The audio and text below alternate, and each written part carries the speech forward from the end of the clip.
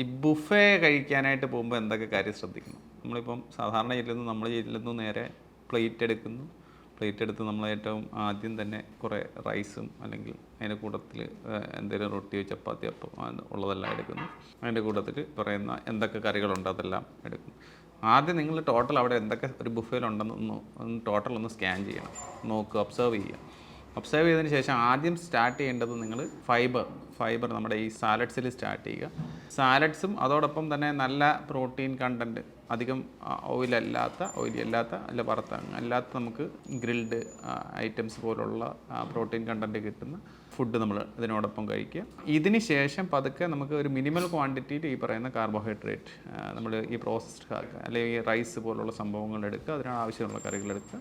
പിന്നെ ആവശ്യമെങ്കിൽ ഒരു ഡെസേർട്ട്, എല്ലാ ഡെസേർട്ടും ടേസ്റ്റ് ചെയ്യണം നിർബന്ധമില്ല, ഇഷ്ടമുള്ള ഡെസേർട്ട് നമുക്ക് എടുക്കാം.